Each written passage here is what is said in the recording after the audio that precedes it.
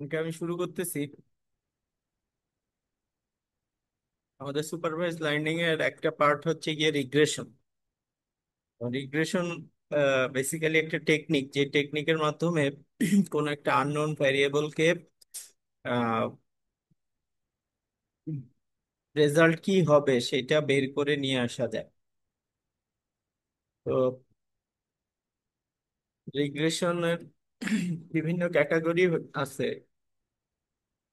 Two variable, three variable, multi variable, এরকম রিগ্রেশনের ক্যাটাগরিতে ভাগ করা যায়। তো সবচেয়ে সিম্পল যে রিগ্রেশন সেটা হচ্ছে গিয়ে লিনিয়ার রিগ্রেশন। লিনিয়ার রিগ্রেশন মানে হচ্ছে গিয়ে তোমাকে কিছু ডেটা পয়েন্ট দিয়ে দিবে, এই ডেটা পয়েন্টের সাপেক্ষে তুমি একটা লাইন দাঁড় করানোর চেষ্টা করবা। ডেটা পয়েন্ট গুলোর ভিতরে একটা লিনিয়ার রিলেশন তুমি খুঁজে বের করবা, যেটা most representative of those data. এরপরে সেই ডেটার রিপ্রেজেন্টেটিভ ডেটার উপর বেস করে তোমাকে যদি কোনো আননোন পয়েন্টে আউটকাম কত হইতে পারে সেটা জিজ্ঞেস করে, সেটা যাতে তুমি এই রিগ্রেশনের মাধ্যমে বের করতে পারো।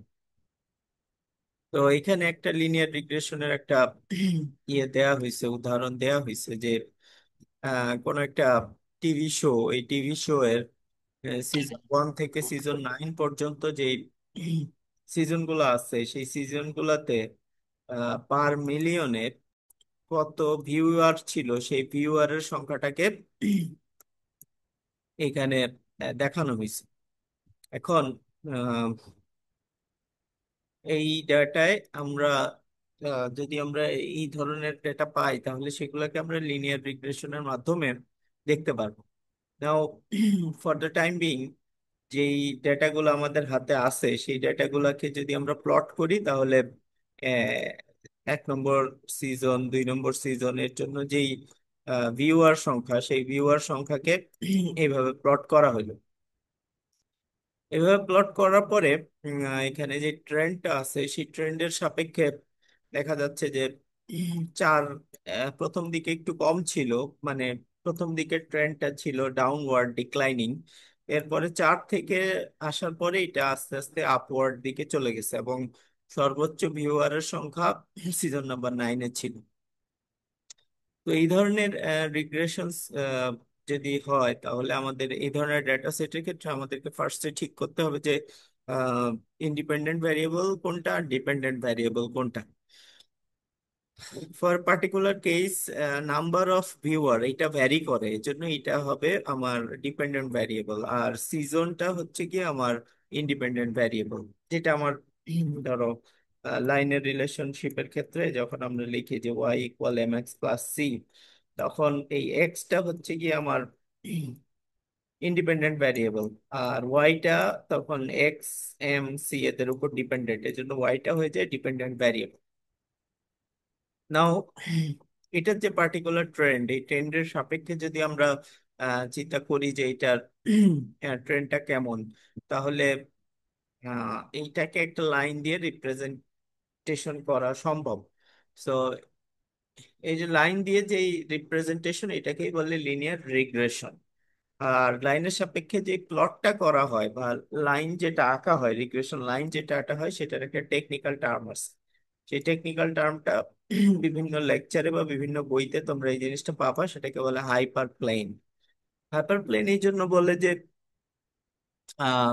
ইন মোস্ট কেসেস আসলে আমার ডেটা হয়তো একটা ভ্যারিয়েবলের উপর ডিপেন্ড করে না, অনেকগুলো ভ্যারিয়েবলের উপর ডিপেন্ড করে।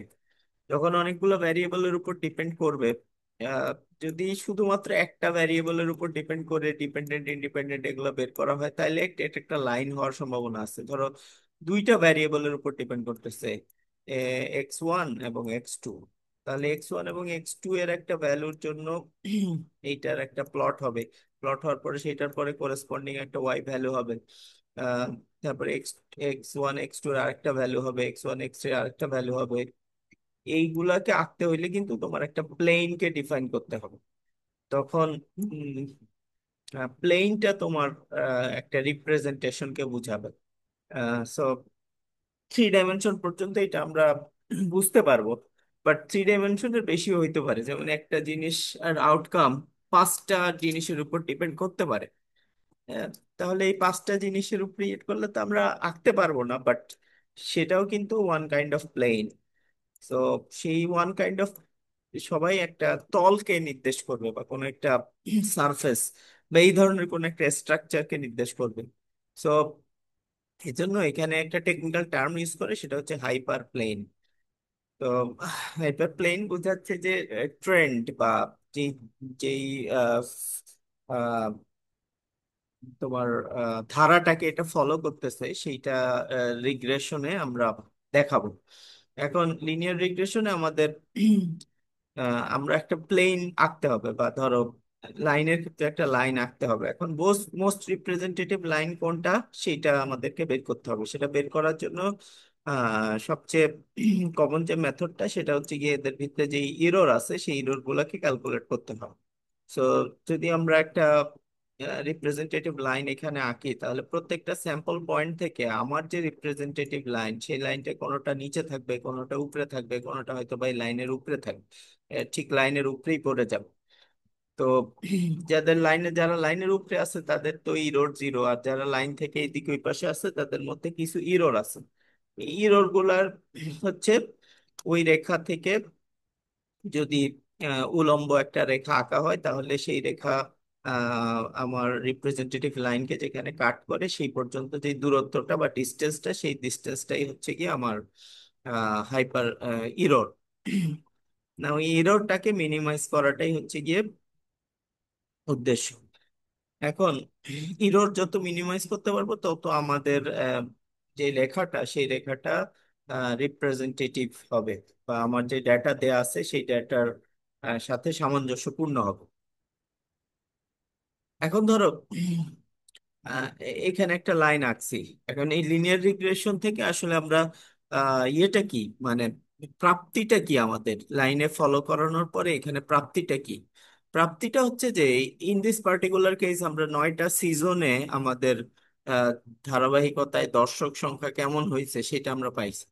এখন কেউ যদি সিজন 10 রিলিজ করতে চায়, তাহলে তাদের একটা প্রেডিকশন হচ্ছে কি সিজন 10-এ এই লাইনটা যেখানে ভিউয়ারের সংখ্যাকে কাট করবে, সেই কাটিং পয়েন্টটাই হবে গিয়ে সেটার ভিউয়ারের সংখ্যা। এইটার উপরে বেস করে কিন্তু মানে এটা কাজে লাগতেছে কোথায় দেখো, যে যদি আহ, যারা প্রডিউসার তাদের পার্সপেক্টিভ থেকে আমরা চিন্তা করি, তাহলে তারা চিন্তা করবে যে কেউ এখানে অ্যাডভার্টাইজ দিবে কি দিবে না, আহ, এইটার পিছনে কেউ ইনভেস্ট করবে কি করবে না, সেটা আসলে ভিউয়ারের সংখ্যার উপর ডিপেন্ড করে। এখন ভিউয়ারের সংখ্যা কত হবে এটা তো আর আমরা জানি না, কিন্তু এই রিপ্রেজেন্টেশন বা লিনিয়ার রিগ্রেশন কিন্তু তোমাকে একটা প্রেডিক্টিভ আইডিয়া দিয়ে দিচ্ছে। প্রেডিক্টিভ আইডিয়া দিলে কেউ এটা ইনভেস্ট করবে কি করবে না, বা একজন অ্যাডভার্টাইজার এইখানে অ্যাডভার্টাইজ দিবে কি দিবে না, সেই ডিসিশন নেওয়াটা কিন্তু তাকে এইটার উপরে বেস করে নিতে হবে। তো এইখানে গিয়ে হচ্ছে গিয়ে আমাদের রিগ্রেশনটা এফেক্ট প্র্যাকটিক্যাল ফিল্ডে গিয়ে পড়তেছে। এখন আহ, আমরা যে লাইনটা আঁকলাম, এই লাইনটা আসলে পাবো কিভাবে? এটার জন্য ম্যাথমেটিক্যাল ফর্মুলা আছে। তো এইখানে একটা ম্যাথমেটিক্যাল এক্সাম্পল দেয়া আছে। পরীক্ষার সময়ও তোমাদেরকে এই ধরনের এক্সাম্পল দিয়ে দেওয়া হবে এবং তোমাদেরকে এগুলো সলভ করতে হবে। ধরো একটা লিনিয়ার রিগ্রেশনের ক্ষেত্রে আমাদেরকে তো একটা লাইন আঁকতে হবে না। লাইনের ইকুয়েশন হচ্ছে গিয়ে Y equal, for this particular example এখানে লেখা আছে Y equal B X plus A. তো বিটা হচ্ছে গিয়ে এখানে স্লোপ, আর সিটা হচ্ছে গিয়ে ওয়াই ইন্টারসেপ্ট। এখন আম, আমি এমন একটা লাইন চাই যে লাইনটা আসলে কি হইতে হবে, যে লাইনে যে বিন্দুগুলো আছে সেই বিন্দুগুলোর সাপেক্ষে ইরর যেন মিনিমাইজ হয়। তো ধরো এখানে 5টা বিন্দু আছে, 1 2 3 4 5, যার এক্স এর ভ্যালু এবং ওয়াই এর ভ্যালু এখানে দিয়ে দেয়া আছে। চার্টের মধ্যে দেখতে পাচ্তেছো যে এক্স এর ভ্যালু কত এবং ওয়াই এর ভ্যালু কত। এক্স এর ভ্যালু যখন 1, ওয়াই এর ভ্যালু তখন 3, এক্স এর ভ্যালু যখন 4, ওয়াই এর ভ্যালু 7, এক্স এর ভ্যালু যখন 3, ওয়াই এর ভ্যালু তখন 5। এইরকম 5টা পয়েন্ট দেয়া আছে। তো এই 5টা পয়েন্ট যদি আমরা বসাই, তাহলে আমরা তো গ্রাফে বসাইলে এরকম এরকম এরকম পাবো। এখন এদের ভিতর দিয়ে একটা লাইন আঁকা সম্ভব। না, মোস্ট রিপ্রেজেন্টেটিভ লাইন পাওয়ার জন্য আমাদেরকে যেটা করতে হবে সেটা হচ্ছে ইরর মিনিমাইজ করতে হবে। এখন ইরর মিনিমাইজ হওয়ার জন্য সার্টেন ফর্মুলা আছে। মূলত এই লাইনটা আঁকতে হইলে আমাকে জানতে হবে হচ্ছে গিয়ে স্লোপ কত আর ওয়াই ইন্টারসেপ্ট কত। স্লোপ আর ওয়াই ইন্টারসেপ্ট বের করা, অর্থাৎ স্লোপের বের করার সূত্র হচ্ছে গিয়ে বি সমান সমান এই যে নিচে যে সূত্রটা দেয়া আছে সেটা, এইটা। আর ওয়াই ইন্টারসেপ্টের মান কত, অর্থাৎ অজানা যেটা এ, আহ, সেটা বের করার সূত্রটা হচ্ছে গিয়ে এটা লাইনের ক্ষেত্রে। এখন এটা কোত্থেকে পাইলাম? এটা এটা আসলে ম্যাথমেটিক্যাল ডিরাইভেশন আছে এবং নিউমেরিক্যাল অ্যানালাইসিসে কোর্সটা যাদের করা আছে তাদের জন্য এই জিনিসটা আগে থেকে করা আছে। যাই হোক, আমি স্লাইডের শেষে এই ডিরাইভেশনটাকে উল্লেখ করে দিছি। আহ, কিভাবে আসছে এটা, মূলত এই ধাপগুলোতে আসছে। ধরো আমাদের যেই পয়েন্ট গুলো আছে সেই পয়েন্ট গুলো হচ্ছে গিয়ে এক্স এবং ওয়াই। তাহলে এই এক্স এবং ওয়াই পয়েন্টের জন্য আমার প্রত্যেকটা এক্স এবং ওয়াই এর মান আমরা জানি। এখন বেস্ট ফিটেড লাইন যেটা, সেটার ইকুয়েশন হচ্ছে গিয়ে ওয়াই ইকুয়াল এক্স এ প্লাস বি এক্স। তাহলে ইরোর যেটা বা রেসিডুয়াল যেটা, সেটার পরিমাণ হবে গিয়ে প্রত্যেকটা ইন্ডিভিজুয়াল পয়েন্ট থেকে আমার ওয়াই এর ভ্যালু যেটা আছে সেটাকে বিয়োগ করা। আর সাম অফ ইরোর কমানোর উদ্দেশ্য হচ্ছে গিয়ে যে এমএসই, ইরোরকে স্কোয়ার করে সেটাকে মিনিমাইজ করা। সো ইরোরের পরিমাণ তো আর আই, তাহলে আর আই কে স্কোয়ার করে সেটার সামেশন নিলেই হচ্ছে গিয়ে sum of squared error. Sum of squared error হচ্ছে গিয়ে এই জিনিসটার পুরাটার হলো স্কোয়ার। এখন কোনো কিছু সর্বনিম্ন মান বা সর্বোচ্চ মান, অর্থাৎ ম্যাক্সিমা বা মিনিমা, এটাকে পৌঁছানোর জন্য আমরা কি জানি? আমরা জানি যে এটাকে ডেরিভেটিভ করা হয়, ডেরিভেটিভ করে এটাকে শূন্য করতে হয়। তো এইখানে আমার যে এই ইরোর ফাংশনটা আছে, সাম অফ স্কোয়ার অফ ইরোর, এইটাকে একবার আমরা ডেরিভেটিভ করব একটা ভ্যারিয়েবলের সাপেক্ষে। সেই ভ্যারিয়েবলটা হচ্ছে কি ওয়াই ইন্টারসেপ্টের সাপেক্ষে একবার ডেরিভেটিভ করব, আরেকবার স্লোপের সাপেক্ষে ডেরিভেটিভ করব। কারণ এই দুইটাই ভ্যারি করা সম্ভব। হয় স্লোপ চেঞ্জ করা সম্ভব এবং রেখাটা ওয়াই অ্যাক্সিসে কোথায় কাট করবে তাকে চেঞ্জ করা সম্ভব। তাইলে একবার এস আর কে আমরা ডেরিভেটিভ করব ওয়াই ইন্টারসেপ্টের সাপেক্ষে, আরেকবার ডেরিভেটিভ করব স্লোপের সাপেক্ষে। তো এটা একটা ইকুয়েশন, এটাকে কিভাবে ডেরিভেটিভ করতে হবে সেটা তো তোমরা খুব সহজে পারবা। ডেরিভেটিভ করার পরে সেই ডেরিভেটিভ সমান সমান শূন্য ধরতে হবে। ডেরিভেটিভ সমান সমান শূন্য ধরার পরে এই ইকুয়েশন থেকে তুমি এই ধরনের একটা ফর্মুলা পাবা প্রথম ইকুয়েশনটা থেকে।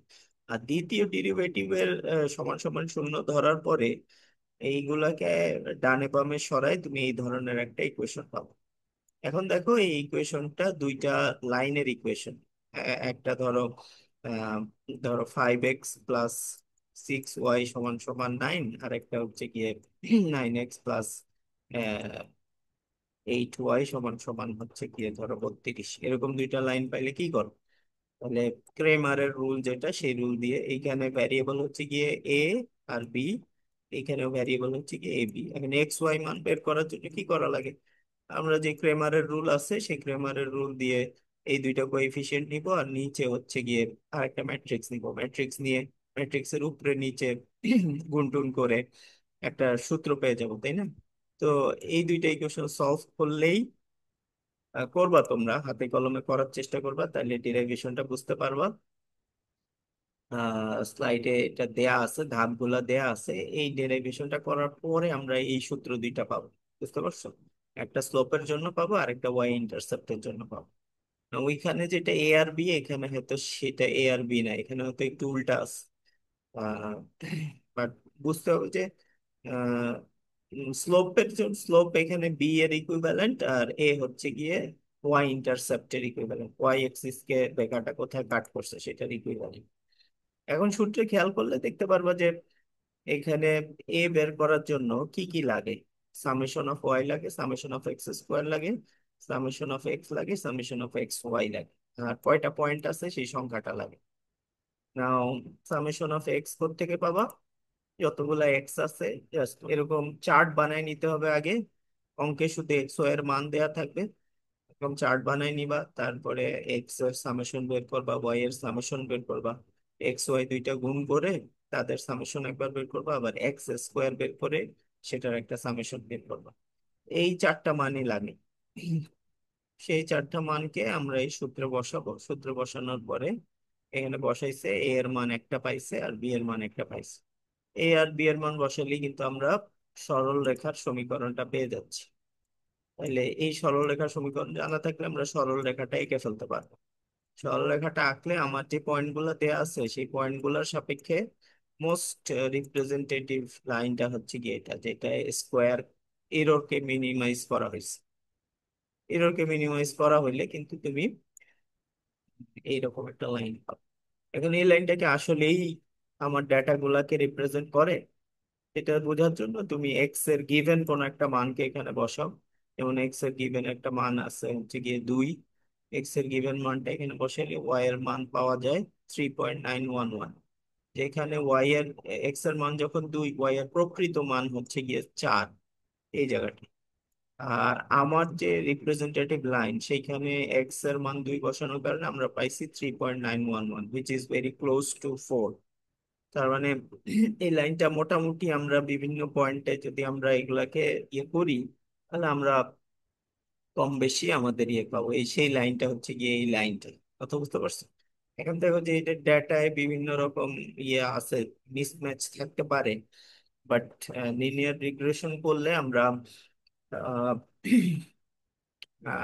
ডেটার মধ্যে অ্যানোমালি থাকবে, ডেটার মধ্যে বিভিন্ন রকম আহ মিশ্রণ থাকবে, সেই মিশ্রণের মধ্যে থেকে বেস্ট পসিবল রেজাল্টকে বের করে নিয়ে আসাটাই হচ্ছে গিয়ে লিনিয়ার রিগ্রেশনের কাজ। ওকে, এখন মাল্টিপল লিনিয়ার রিগ্রেশন কি? ওই যে বললাম যে এরকম তো হইতে পারে যে আমার আহ, দুইটা ভ্যারিয়েবল আছে, ঠিক আছে? আমার ওয়াই এর যে মানটা সেটা দুইজনের উপর ডিপেন্ড করে, এক্স ওয়ান এর উপর ডিপেন্ড করে, এক্স টু এর উপরও ডিপেন্ড করে। যেমন ধরো আম, আম, ধরো বাজারে কোনো একটা স্টকের প্রাইস, হ্যাঁ, স্টকের প্রাইসটা সিজনের উপর ডিপেন্ড করে। যে ধরো ফ্রোজেন আইসক্রিমের, আইসক্রিমের ইয়ে, এখন শীতকালে স্বাভাবিকভাবে এক্স ওয়ানটা হচ্ছে গিয়ে মান্থ, আর এক্স টুটা হচ্ছে গিয়ে টেম্পারেচার, বা এক্স টুটা হয়তো বা এরিয়া। এখন মান্থের উপর বেস করে কিন্তু তোমার আইসক্রিমের বেচা কেনা বা এটা শেয়ারের প্রাইস কমে যাবে।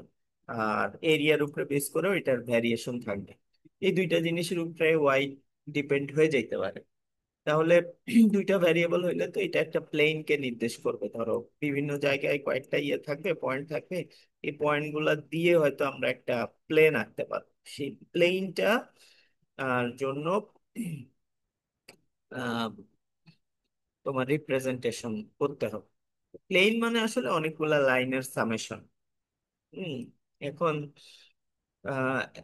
ইন এ পার্টিকুলার কেস যদি আমার কোনো কিছু একাধিক মানের উপর ডিপেন্ড করে, তাহলে সেগুলাকে যদি আমরা লিনিয়ার রিপ্রেজেন্টেশন দিতে চাই, তাহলে output in any particular case output হবে গিয়ে সার্টেন অ্যামাউন্ট অফ ভ্যারিয়েবলের জন্য সেটা b1 x1, বি, বিটা হচ্ছে গিয়ে ওই x1 এর জন্য স্লোপের মান কত, এক্স বি টুটা হচ্ছে গিয়ে x2 প্লটের জন্য স্লোপের মান কত, বি3টা হচ্ছে গিয়ে x3 প্লটের জন্য স্লোপের মান কত, সেগুলো।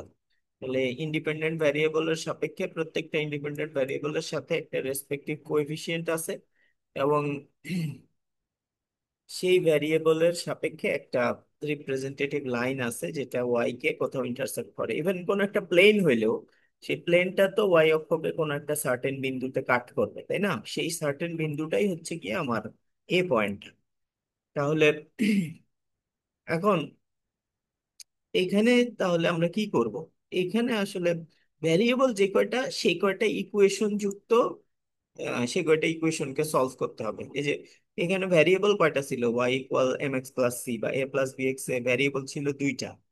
এর জন্য আমরা দুইটা ডেরিভেটিভ করছি না? তো পরবর্তী যখন x one x two x three আসবে, তখন এখানে ইকুয়েশনেও তোমার x1 x2 x3 আসবে, এবং x1 x2 x3 এর জন্য ওয়াই এর মান ওইরকম পাওয়া যাবে। ফলে সামেশন অফ আর স্কোয়ারের ক্ষেত্রে তুমি একবার ইন্টারসেপ্টের সাপেক্ষে এটাকে ডেরিভেটিভ করবা, আবার x1 এর কোএফিসিয়েন্ট b1 এর সাপেক্ষে একবার ডেরিভেটিভ করবা, আবার b2 এর সাপেক্ষে একবার ডেরিভেটিভ করবা, এভাবে ভ্যারিয়েবল যে কয়টা ইকুয়েশন সে কয়টা আসবে। তাইলে অতগুলা লিনিয়ার ইকুয়েশনকে তোমার সলভ করতে হবে, অতগুলা লিনিয়ার ইকুয়েশনকে সলভ করলে অতগুলা কোএফিসিয়েন্ট বের হয়ে আসবে। তো এই লিনিয়ার ইকুয়েশন সলভ করার ব্যাপার না, লিনিয়ার ইকুয়েশন জাস্ট কোড লিখে দিলেই সে সলভ করে আমাদেরকে দিতে পারে, এটা 3 ভ্যারিয়েবল হোক, 4 ভ্যারিয়েবল হোক, 5 ভ্যারিয়েবল হোক, খুব সহজে কিন্তু আমরা লিনিয়ার ইকুয়েশনকে ম্যাটল্যাবে দিলে বা আমরা কোড লিখে দিলে এটা সলভ করে দিতে পারি। জাস্ট কিভাবে আসলো সেটার ধাপগুলো তো আমরা অলরেডি দেখে ফেললাম। তাহলে ওইভাবে যদি চিন্তা করো তাহলে বুঝবা যে জিনিসগুলো আসলে খুব জটিল কিছু না। মাল্টি লিনিয়ার রিগ্রেশনও যদি হয় সেক্ষেত্রে আমাদের সলভে কোনো সমস্যা নেই, আমাদের জাস্ট ম্যাট্রিক্সের ডাইমেনশনটা একটু বাড়ছে, আর কোনো সমস্যা নেই। সেখান থেকে আমরা খুব সহজে প্রেডিকশন পেয়ে যাব, একটা মোস্ট রিপ্রেজেন্টেটিভ লাইন বা হাইপার প্লেন, এটা আমরা খুব সহজে পেয়ে যাব, এবং সেইখান থেকে আমরা রিগ্রেশন করতে পারবো, ভবিষ্যতের ভ্যালু প্রেডিক্ট করতে পারবো। নাও এখানে একটা কথা আছে, সেই কথাটা হচ্ছে যে ভ্যারিয়েবল সিলেকশন, এইটা একটু চয়েসের ব্যাপার। তোমার সব জিনিস কিন্তু সবার উপরে সমানভাবে ডিপেন্ডেন্ট হয় না। তো এই যে আমরা ডিপেন্ডেন্ট ইন্ডিপেন্ডেন্ট ভ্যারিয়েবল বলতেছি, ডিপেন্ডেন্ট ইন্ডিপেন্ডেন্ট ভ্যারিয়েবল সবার জন্য কিন্তু সমানভাবে ইয়ে হবে না, প্রযোজ্য হবে না। সো মাল্টিপল লিনিয়ার রিগ্রেশন করার ক্ষেত্রেও কখনো কখনো সব ইন্ডিপেন্ডেন্ট ভ্যারিয়েবল তোমার রিপ্রেজেন্টেটিভ নাও হইতে পারে। যেমন ধরো কোথাও তোমার ধরো টমেটোর দাম, এই টমেটোর দাম স্থান ভেদে যতখানি না চেঞ্জ হয়, তার চেয়ে বেশি চেঞ্জ হয় তোমার সিজন ভেদে। তো টমেটোর প্রাইসের সাথে তুমি যদি সিজনের প্লটটা করো, আর টমেটোর প্রাইসের সাথে যদি ঢাকা, চিটাগাং, কুমিল্লা এই জেলাগুলোর মধ্যে টমেটোর প্রাইস প্লট করো, তাহলে দেখবো যে ঢাকা, কুমিল্লা, চিটাগাং এর রেসপেক্টে প্লটের লাইনটা অলমোস্ট একটা ফ্ল্যাট লাইন, সব জায়গাতেই কম বেশি ওঠানামা করতেছে। কিন্তু যদি তুমি বিভিন্ন মাসের জন্য এটাকে প্লট করো, তাহলে ডিসেম্বর, জানুয়ারি, ফেব্রুয়ারিতে এটার যে প্রাইস, আর ধরো আগস্ট, জুলাইতে যে প্রাইস, সেই প্রাইসের মধ্যে উঠানামাটা বেশ, ডিপেন্ডেন্সিটা বেশি। তাহলে এই যে ডিপেন্ডেন্সিটাকে চুজ করে ইন্ডিপেন্ডেন্ট ভ্যারিয়েবলের সাপেক্ষে আমরা রিলেশন বের করি, এইটা আমাদেরকে একটা প্রবলেমের দিকে নিয়ে যাইতে পারে। যে সব ইন্ডিপেন্ডেন্ট ভ্যারিয়েবলকে ইয়ে করতে পারলে সেটা হচ্ছে কি মাল্টি কোলিনিয়ারিটি। তো কিছু কিছু ইন্ডিপেন্ডেন্ট ভ্যারিয়েবল থাকে যারা স্ট্রংলি কোরিলেটেড, এরা আর একজন আরেকজনকে ক্যান্সেল আউট করে দিতে পারে, এবং এদের ডিপেন্ডেন্সির কারণে যে মডেলটা পাওয়া যায় সেই মডেলটা কখনো আমাদেরকে আহ, সঠিক রেজাল্টে যাওয়ার পথে হিন্ড্রেন্স তৈরি করতে পারে, বাধা ক্রিয়েট করতে পারে। ওয়ান টু ওয়ান রিলেশন হইলে কোনো সমস্যা নেই, এক্স এর সাপেক্ষে ওয়াই এর সম্পর্ক এটা খুব সহজে ভ্যারিয়েবলের ডিপেন্ড করে নাও। এরকম যদি হয় যে 3টা ভ্যারিয়েবল আছে এবং এই 3টা ভ্যারিয়েবলই ওয়াই কে কন্ট্রোল করতেছে, আবার একজনের সাথে আরেকজনের ডিপেন্ডেন্সি আছে, ঠিক আছে, এই একজনের সাথে আরেকজনের ডিপেন্ডেন্সি কিন্তু আহ, একটার সাপেক্ষে একটা বাড়লে কমলে ওয়াই এফেক্টেড হবে। সো সবাইকে কিন্তু রাখা যাবে না। যেমন এখানে একটা উদাহরণ দিছে যে আহ, ধরো ওয়াই মানে হচ্ছে কি জেট প্লেন কতখানি আমার ফ্লাই করতে পারে, আর এখানে 2টা ভ্যারিয়েবল দিল, ধরো x1 আর x2, এদের দুইজনের ফাংশন সে। x1 ফাংশনটা হচ্ছে গিয়ে যে কতখানি ফুয়েল খরচ হয়েছে, আর x2টা হচ্ছে গিয়ে কতখানি ফুয়েল বাকি আছে। এখন ফুয়েল শেষ হয়েছে, ফুয়েল বাকি আছে, দুইজনের উপরই তো আমার ফ্লাইটটা ডিপেন্ড করে। বাট x1 এবং x2 এর মধ্যে ইয়ে যেটা, সেটা হচ্ছে যে একটা বাড়লে একটা কমে, x1 বাড়লে x2 কমে, ফুয়েল কতখানি বাকি আছে এইটা যদি হিসাবে রাখি, তাহলে এটা বেড়ে গেলে স্বাভাবিকভাবেই ফুয়েল কতখানি খরচ হয়েছে এটা কমের দিকে থাকবে, আর ফুয়েল কতখানি খরচ হয়েছে এটা যদি আমরা হিসাবে বাড়ায় দেই তাহলে ফুয়েল কতখানি বাকি আছে এটা হিসাবে কমে যাবে। সো ওয়াই এর রেসপেক্টে যদি তুমি x1 x2 এই দুইজনকে দিয়ে একটা সম্পর্ক দাঁড় করাইতে চাও, এটা একটা নেগেটিভ রিলেশনশিপ। এই নেগেটিভ রিলেশনশিপের কারণে এদের কোএফিসিয়েন্ট টোএফিসিয়েন্ট মিলে হইলেও একজন আরেকজনকে ক্যান্সেল আউট করে দিয়ে ওয়াই এর সঠিক ভ্যারিয়েবল তুমি পাবা না, কারণ এদের x1 এবং x2 এর নিজেদের মধ্যে একটা ডিপেন্ডেন্সি আছে। তো এই পার্টিকুলার কেসের ক্ষেত্রে আসলে কি করতে হবে, ওয়াই কে দুইজনের উপরেই ভ্যারিয়েবল রাখা যাবে না। যেহেতু এদের মধ্যে ইন্টারনাল ডিপেন্ডেন্সি আছে বা মাল্টিক্লোলিনিয়ারিটি আছে, মাল্টিক্লোলিনিয়ারিটি যাদের ভিতরে থাকে তাদের একজনকে রাখলে ওয়াই এর মোস্ট রিপ্রেজেন্টেটিভ হয়। অর্থাৎ আহ, যেহেতু জেট ফুয়েল বিমান কতখানি ফ্লাই করতে পারবে সেটা যদি আমরা শুধু ইয়ে দিয়েই বুঝাই যে ফুয়েল কতখানি বাকি আছে সেটার রেসপেক্টে বুঝাই, তাহলে ফ্লাই কতখানি করতে পারবে এটা খুব সহজে একটা সম্পর্ক ক্রিয়েট করা সম্ভব। সেক্ষেত্রে আহ, খরচ হয়েছে কতটুকু এটা হিসাবে আনারই দরকার নেই, কারণ আনাটার সাথে আবার খরচ হওয়ার সম্পর্কটা ওইটার ভিতরে চলে আসে আসলে। সো এভাবে মাল্টি ডিপেন্ডেন্সি যুক্ত যেই ভ্যারিয়েবল গুলো আছে সেই ভ্যারিয়েবল গুলাকে আমরা ও লিনিয়ারিটি হিসাব করার জন্য আমাদেরকে আসলে কিছু আহ, ইয়ে করতে হয়। মানে এদের ভিতরে যারা ভ্যারিয়েবল, যাদেরকে ভ্যারিয়েবল ধরছি তাদের ভিতরে আমাদেরকে একটু প্লট করে দেখতে হয়। তো প্লট করে দেখতে হইলে আহ ধর এখানে একটা উদাহরণ দিছে, সেই উদাহরণটা হচ্ছে গিয়ে টোটাল বিল, টিপের পরিমাণ, এবং হচ্ছে গিয়ে স্যাম্পল সাইজ, মানে কতজন আছে। আর এখানে বলছে যে মেল না ফিমেল তার সাপেক্ষে প্লট করছে। মেল হইলে নীল ডট দিয়ে প্লট করছে, আর ফিমেল হইলে অরেঞ্জ ডট দিয়ে প্লট করছে। এখন এখানে যেটা দেখা যাচ্ছে যে টোটাল বিলের সাথে স্যাম্পল সাইজের যে প্লট, সেই সাইজের প্লটে দেখা যাচ্ছে যে স্যাম্পল সাইজ যদি কম হয় তাহলে বিলের পরিমাণ কম হয়, আর স্যাম্পল সাইজ যদি বেশি হয় তাহলে আহ, একটা স্যাম্পল সাইজ পর্যন্ত বিলের পরিমাণ বেশ বাড়ে, তারপরে আবার বিলের পরিমাণ আহ, মোটামুটি একটা প্যাটার্ন ফলো করে। আবার পুরুষদের ক্ষেত্রে একরকম প্যাটার্ন আছে, মহিলাদের ক্ষেত্রে আরেক রকম প্যাটার্ন আছে। ঠিক তেমনি ধরো টোটাল বিলের সাথে যদি টিপ কি পরিমাণ ইয়ে দেয়া হয়েছে, তাকে টিপ দেয়া হয়েছে সেটার যদি একটা হিসাব দেখানো হয় তাহলে পুরুষদের জন্য একটা প্যাটার্ন স্পেসিফিক ব্লু কালারের জন্য, আর মহিলাদের জন্য একটা প্যাটার্ন পাওয়া যাইতেছে।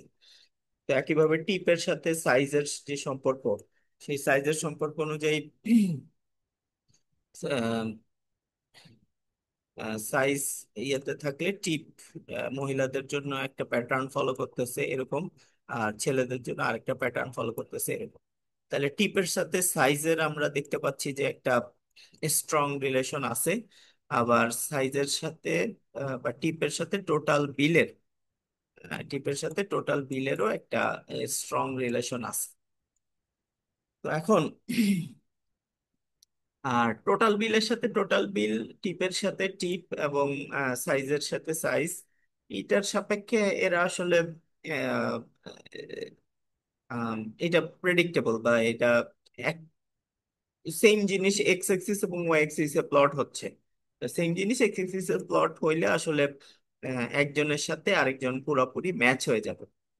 তো এইটার জন্য যেটা এইখানে একটা ম্যাথমেটিক্যাল বা স্ট্যাটিস্টিক্যাল টার্ম চলে আসে সেটা হচ্ছে কি কোভ্যারিয়েন্স। সো তোমরা এই টার্মটা একটু দেখবা যে কোভ্যারিয়েন্স কাকে বলে এবং কোভ্যারিয়েন্স এর ফর্মুলা কি। তো লিনিয়ার কোভ্যারিয়েন্স বা কোরিলেশন যেটাকে বলে, কোরিলেশনের একটা সম্পর্ক আছে।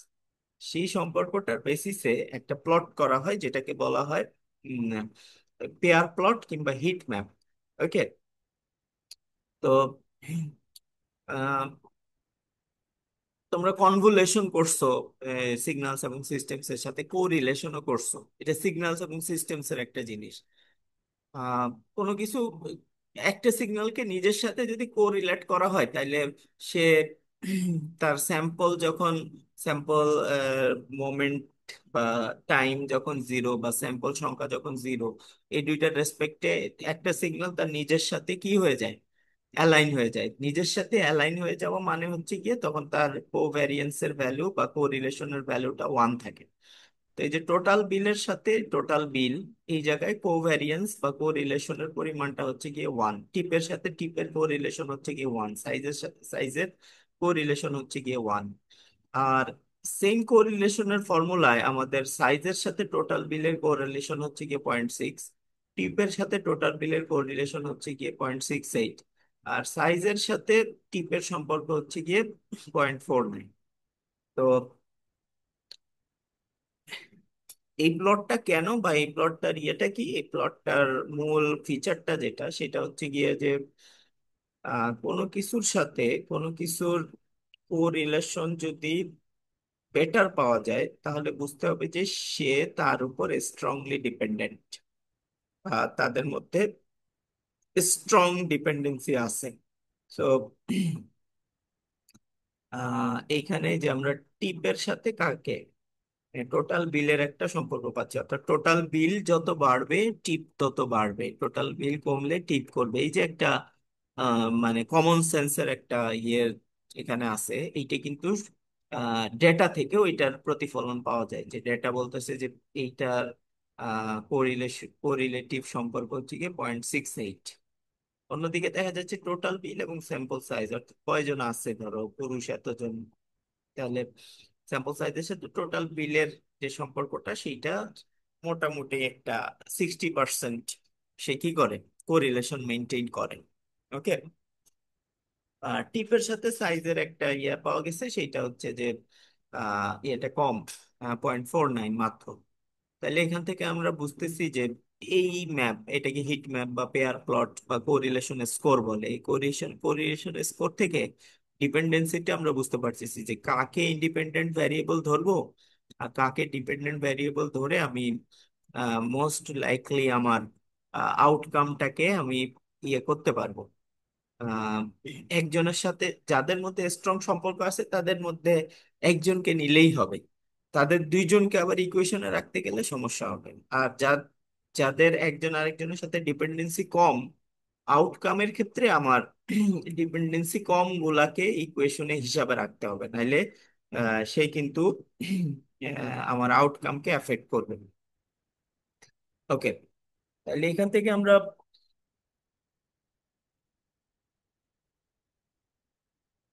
লিনিয়ার কোরিলেশনের একটা ইয়ে দেখলাম। এরপর আছে লজিস্টিক রিগ্রেশন। লজিস্টিক রিগ্রেশন কি, আগের বারে আমার আউটকাম যেটা ছিল সেটা ছিল কি, তোমার লিনিয়ার রিলেশন, কন্টিনিউয়াস ভ্যারিয়েবল, এগুলা দামের সাথে সাথে এগুলার কন্টিনিউয়াস সম্পর্ক ছিল, কিংবা সিজনের সাথে এটা আহ বৃদ্ধি, এটা কন্টিনিউয়াস একটা সম্পর্ক। আর এই ক্ষেত্রে আমাদের লজিস্টিক রিগ্রেশনের ক্ষেত্রে আমাদেরকে আসলে কোয়ান্টিফাই করতে হবে ভ্যারিয়েবল গুলোকে, রিলেশনশিপ গুলোকে কোয়ান্টিফাই করতে হবে।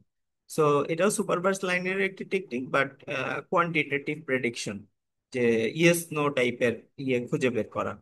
তো কোনো কিছু স্প্যাম বা স্প্যাম না সেটাকে খুঁজে বের করা।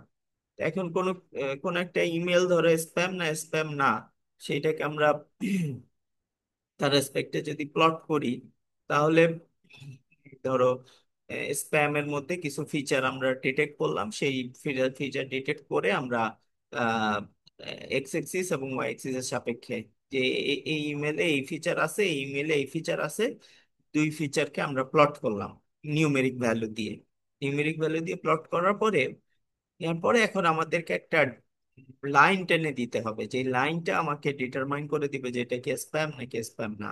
এই লাইন টানার ব্যাপারটাই হচ্ছে কি লজিস্টিক রিগ্রেশন।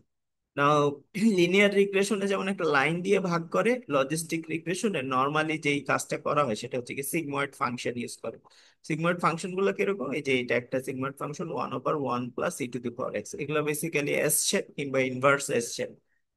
দিয়ে এগুলাকে বানানো হয়। তো এটা স্কার্ফ কে ফলো করতেছে, কিংবা এই কখনো কখনো এইরকম স্কার্ফ দিয়ে ফলো করে। এটাও যদি তুমি চাও তাহলে তুমি এই ধরনের একটা সম্পর্ক দিয়ে তুমি ওয়ান মাইনাস দিলেই তোমার ইয়েতে চলে আসবে, স্কার্ফে তুমি প্লট করতে পারো। এগুলাকে সিগময়েড ফাংশন বলে অনেক সময়। এই সিগময়েড ফাংশন গুলা দিয়ে আমরা খুব সহজে আমাদের ডেটাকে ডিটারমিনিস্টিক করতে পারবো। তো এখানে একটা লজিস্টিক রিগ্রেশন দিয়ে দিছে, যে ধরো কোথাও আহ, তোমার দুইটা ক্যাটাগরিতে আমাদেরকে ভাগ করতে হবে। যেখানে একটা ক্যাটাগরিতে হচ্ছে গিয়ে কাদের ডায়াবেটিস আছে।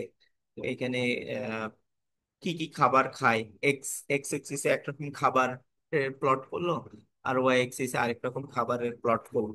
একদিকে ধরো শাকসবজি, আরেক ধরে ধরো কিছু জাঙ্ক ফুড। তো স্বাভাবিকভাবে জাঙ্ক ফুড খাওয়ার ইয়ে আর শাকসবজি খাওয়ার ইয়ে প্লট করার পরে তুমি খুব সহজে একটা লাইন টেনে দিতে পারবা, যেটা তোমার আলাদা করে দিবে যে এদেরটা হচ্ছে গিয়ে নন ডায়াবেটিক, এটা হচ্ছে গিয়ে ডায়াবেটিক। এখন এরকম হইতে পারে যে একজন আহ শাকসবজি খায়, জাঙ্ক ফুড অল্প খায়, কিন্তু তার ডায়াবেটিস হয়ে গেছে। তো এইটা কিন্তু লাইনের এই পাশে পড়বে।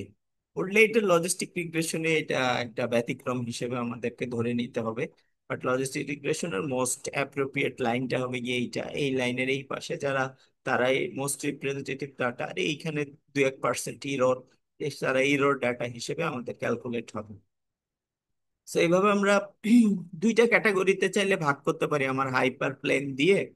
দুই ক্যাটাগরিতে আমরা ইয়েস নো টাইপের যদি ডিসিশন হয়, যেখানে বাউন্ডারিতে দুইটা ক্যাটাগরি আছে, ক্লাস এ ক্লাস বি, তাহলে আমরা এভাবে ভাগ করতে পারি। কখনো যদি আমাদের এরকম হয় যে লজিস্টিক ক্যাটাগরি তিনটা বা চারটা বা পাঁচটা, তাহলে আমাদেরকে কি করতে হবে? তাহলে আমাদেরকে আহ এটা মাল্টি নমিনাল লজিস্টিক রিগ্রেশনে আমাদেরকে যেতে হবে। তখন আমাদের ক্যাটাগরির ভাগগুলোতে আমাদের ওই ধরনের ফাংশন ডিফাইন করতে হবে, আমাদেরকে ওই ধরনের কোড লিখতে হবে, কোড লিখে ইয়ে করতে হবে। যেমন আহ, কে কোন কোর্স করছে, কোর্সের ডিফিকাল্টি লেভেল, সাথে হচ্ছে গিয়ে graduate, post graduate, under graduate, এরকম তিন ভাগে ভাগ করছে। তো ডিফিকাল্টি লেভেল যখন নিচের দিকে তখন একরকম, ডিফিকাল্টি লেভেল মিডিয়াম তখন আরেক রকম, ডিফিকাল্টি লেভেল উপরের দিকে তখন আরেক রকম। এবার যদি তিনটা লাইন দিয়ে তুমি এদেরকে ভাগ করো, তাহলে ডিফিকাল্টি লেভেল অনুযায়ী পোস্ট আন্ডার গ্রাজুয়েটের ডিফিকাল্টি লেভেল কম, তারপর পোস্ট গ্রাজুয়েটে আমার ডিফিকাল্টি লেভেল একটু বেশি, তারপরে গ্রাজুয়েটে গ্রাজুয়েটে মিডিয়াম, পোস্ট গ্রাজুয়েটে আরো বেশি। এইভাবে কিন্তু আমরা লাইন টেনে এটাকে ভাগ করতে পারবো। এখন দেখা যাবে যে কোনো কোর্স বাউন্ডারিতে পড়ছে, কোনো কোর্স এদিকে ভিতরে চলে আসছে, কোনো কোর্স গ্রাজুয়েটের কোর্স কিন্তু সেটা তোমার পোস্ট গ্রাজুয়েটে চলে গেছে। এটা হইতে পারে এরকম কিছু data. But most representative line দেখে কিন্তু তুমি এই যে ক্যাটাগরিতে ভাগ করতেছো, ক্লাস এ বি সি, এই ক্যাটাগরিতে ভাগ করাটার নামই হচ্ছে গিয়ে লজিস্টিক রিগ্রেশন। তাহলে এই লজিস্টিক রিগ্রেশন গুলাও আমরা ডিসিশন মেক করতে পারবো আমাদের সিস্টেম থেকে। আমরা আমাদের কোডে এইভাবে লাইন ডিফাইন করে দিয়ে বা ক্রাইটেরিয়া ডিফাইন করে দিয়ে আম, ইয়ে করতে পারবো না। এই যে ক্লাসে ভাগ করা হইলো, বিভিন্ন শ্রেণীতে ভাগ করা হইলে, শ্রেণীতে ভাগ করার আবার কিছু ইয়ে আছে। আহ যেমন ট্রি ট্রি অ্যালগোরিদম আছে, সাপোর্ট ভেক্টর মেশিন আছে, সাথে হচ্ছে গিয়ে তোমার কে টাইপ রিগ্রেশন আছে।